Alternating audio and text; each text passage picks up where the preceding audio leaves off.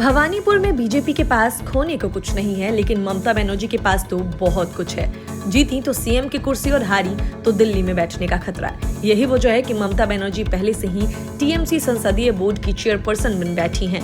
भवानीपुर को एक तरफा मानकर खेल रही ममता बनर्जी अब तक इस गणित में ही उलझी हैं कि आखिर बीजेपी ने मजबूत उम्मीदवारों को छोड़कर कई चुनाव हार चुके प्रियंका टिब्रेवाल को ही उम्मीदवार क्यों बनाया, जबकि बीजेपी का इरादा भवानीपुर को नंदीग्राम के संग्राम में तब्दील करने का है।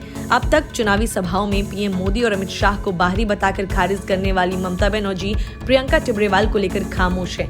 इसकी वजह प्रियंका खुद बताती हैं कि वो भवानीपुर में जन्मी है और ममता बनर्जी बाहरी हैं। ऐसा ही मुद्दा शुवेंदु अधिकारी ने नंदीग्राम में उछाला था, लेकिन हाई प्रोफाइल मुकाबले में यह बात कहीं दब सी गई।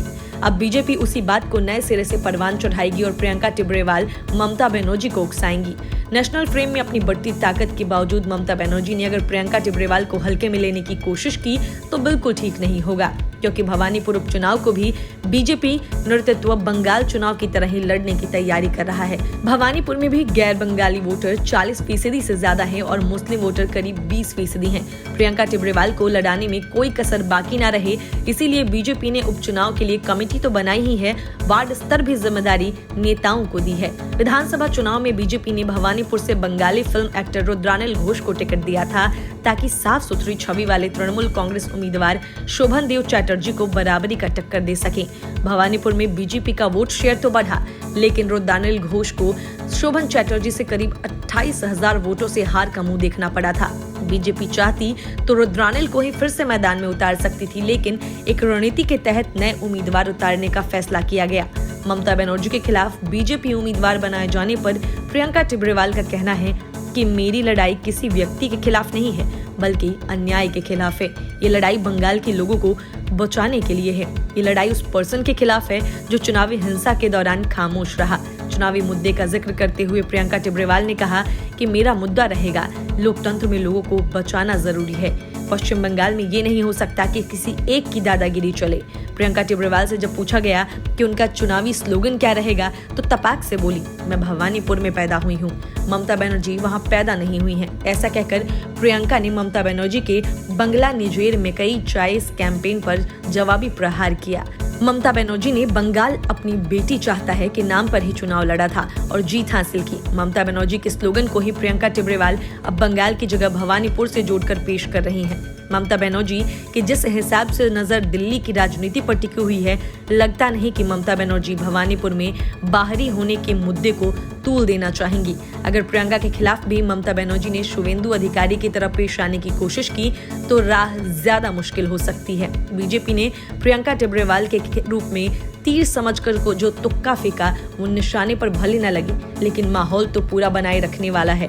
मानकर चलना होगा कि बीजेपी नेतृत्व भवानीपुर में नंदीग्राम से ज्यादा ही ताकत और सतर्कता के साथ चुनाव लड़ने जा रहा है।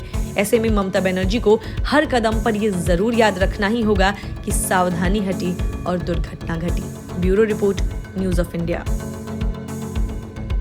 कांग्रेस सांसद राहुल गांधी ने हाल ही में वैष्णो देवी के दर्शन के लिए दरबार में हाजिरी लगाई, इस उम्मीद से कि अब की बार मां वैष्णो प्रार्थना पूरी करेंगी और आगामी लोकसभा चुनाव में वे प्रधानमंत्री जरूर बनेंगे।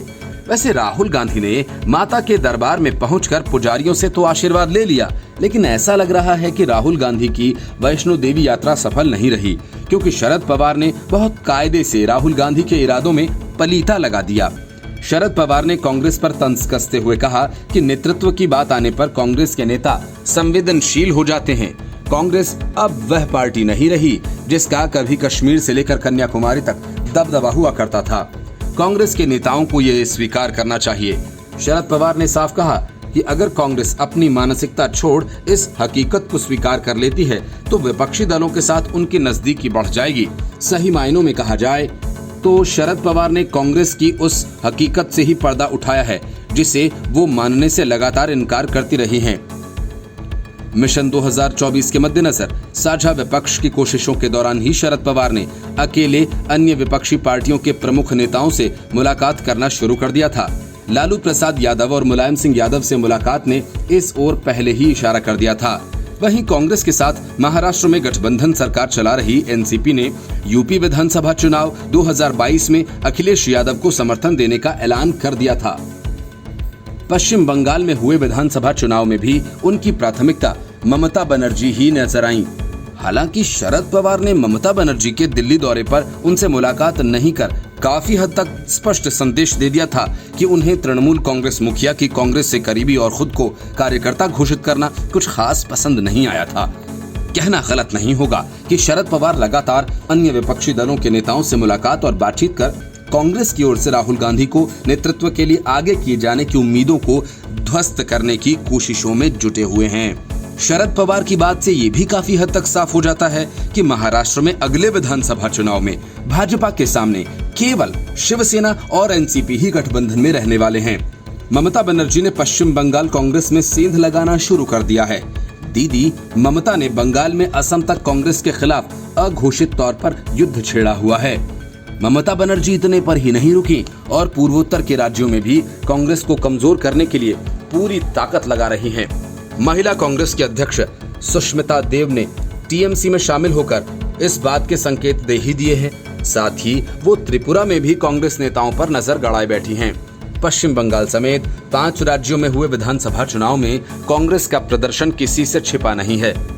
केरल में राहुल गांधी के पूरी ताकत झोंकने के बावजूद नतीजे कांग्रेस के पक्ष में नहीं आए।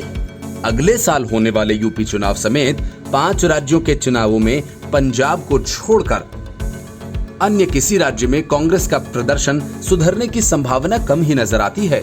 कुल मिलाकर 2024 से पहले होने वाले हर विधानसभा चुनाव में कांग्रेस के सामने भाजपा के अलावा एक और क्षत्रप खड़ा होगा। अगर ऐसा होता है तो कांग्रेस का क्षत्रपों के साथ बार्गेनिंग में फंसना तय माना जा रहा है। Bureau report, news of India. 24 घंटे बीते नहीं कि यूपी में विधानसभा की सभी 402 सीटों पर चुनाव लड़ने की बात करने वाली शिवसेना घटकर 100 सीटों पर आ गई। बिहार विधानसभा चुनाव में अपने उम्मीदवारों की जमानत जब्त कराने के बाद यूपी में बीजेपी के खिलाफ चुनाव लड़कर उद्धव ठाकरे पता नहीं क्या साबित करना चाहते हैं, लेकिन इतना तो तय है कि यूपी में उनके लिए सिर्फ जमानत जब्त कराने के सिवा कुछ है नहीं।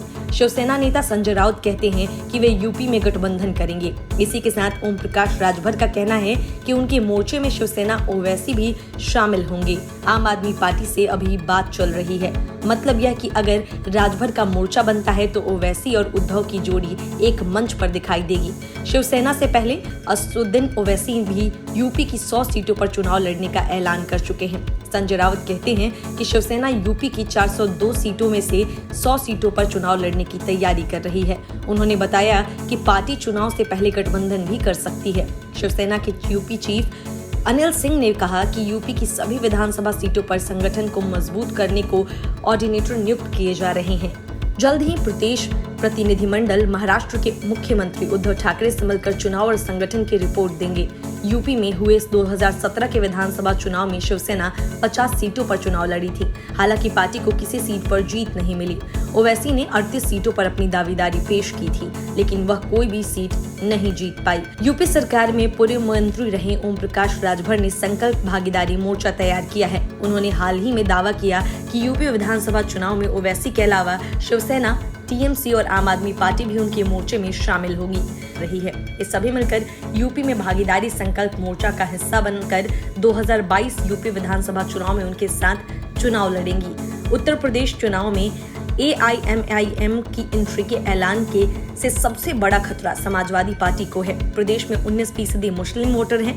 ये मुख्य रूप से समाजवादी पार्टी को वोट देते आए हैं। सपा ने मुस्लिम और यादव वोटरों का प्रदेश में कई बार सत्ता का स्वाद चखा है। मुस्लिम वोटरों की खास बात यह है कि यह एकजुट होकर किसी भी दल को समर्थन देते आए हैं। जिस ओर से यह गिरता है, सत्ता का रुख पलट देता है। बसपा और कांग्रेस को भी मुस्लिम वोट मिलते रहे हैं, लेकिन हाल के समय में सपा पर ही मुसलमानों ने सबसे ज्यादा भरोसा जताया। अगले यूपी चुनाव में यह गणित बदलने के आसार हैं। AIMIM के अध्यक्ष ओवैसी मुस्लिमों को यह एहसास दिलाने की कोशिश कर रहे हैं कि उनको सिर्फ दूसरी पार्टियों ने ठगने का काम किया है। सच तो यह है कि उनके असली मसीहा वह हैं। Bureau report, news of India.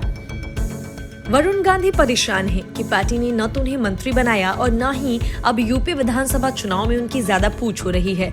इसीलिए अपना महत्व जताने के लिए उन्होंने सीएम योगी आदित्यनाथ को पत्र लिखकर किसानों के मुद्दे पर ताबड़तोड़ कई सुझाव दे डाले। मौका चुनाव का है तो जाहिर है कि लोग इसके सियासी मायने भी निकालेंगे।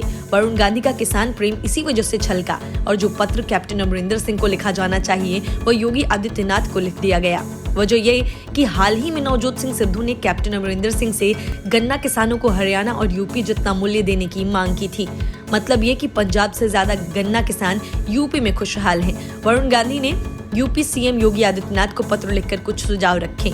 इससे पहले किसान आंदोलन के समर्थन में वरुण गांधी ने एक वीडियो ट्वीट किया था और उन्हें अपना ही भाई बंधु बताते हुए कहा था कि सरकार को उनसे दोबारा बातचीत करनी चाहिए ताकि सर्वमान्य हल तक पहुंचा जा सके। योगी को लिखे पत्र में वरुण ने कहा कि गन्ने की लागत बहुत ज्यादा बढ़ गई है, जबकि गन्ने के रेट में सिर्फ 10 रुपए प्रति क्विंटल बढ़ोतरी की गई है। सरकार ने पिछली सरकारों की तुलना में भुगतान ज्यादा किया है, लेकिन किसानों का इस सत्र का भुगतान बकाया है। उन्होंने मांग की है कि गन्ने की एसएपी बढ़ाकर 400 रुपए प्रति क्विंटल किया जाए और किसानों को बकाया भुगतान किया जाए। वरुण गांधी ने कहा कि बटाईदार किसान मिलों तक गन्ना नहीं पहुंचा पा रहे हैं, इसीलिए घाटे में कोल्हू पर गन्ना बेचना पड़ रहा है। उन्होंने मांग की है कि किसानों को गन्ना मिलों तक पहुंचाने की सुविधा भी उपलब्ध कराई जाए। इसके अलावा किसानों को सस्ता बीज, खाद, कीटनाशक भी उपलब्ध कराने की मांग की है। बीजेपी सांसद ने धान किसानों की पूरी फसल एमएसपी पर खरीदने की मांग की है। उन्होंने कहा कि सरकार आने वाले धान और गेहूं खरीद कर के लिए पर्याप्त संख्या में केंद्रों की व्यवस्था करवाए। इसके अलावा गेहूं और धान की सरकारी खरीद पर 200 रुपए क्विंटल अलग से बोनस दिया जाए। किसानों की आर्थिक स्थिति को देखते हुए बिजली की दरों में राहत दी जाए। वरुण गांधी ने आवारा पशुओं के बारे में भी सरकार से व्यवस्था करने को कहा है ताकि किसानों की फसलें बर्बाद न हो।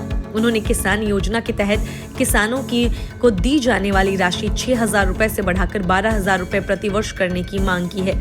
इससे पहले वरुण गांधी ने मुजफ्फरनगर महापंचायत के दिन एक वीडियो ट्वीट किया था। उन्होंने लिखा था कि मुजफ्फरनगर में विरोध प्रदर्शन के लिए लाखों किसान इकट्ठा हुए हैं। वे हमारे अपने ही हैं। हमें उनके साथ सम्मानजनक तरीके से फिर से बातचीत करनी चाहिए और उनकी पीड़ा समझनी चाहिए, उनके विचार जानने चाहिए और किसी समझौते तक पहुंचने के लिए उनके साथ मिलकर काम करना चाहिए। यूपी विधानसभा चुनाव से पहले वरुण गांधी के ट्वीट्स को लेकर कई मायने निकाले जा रहे हैं।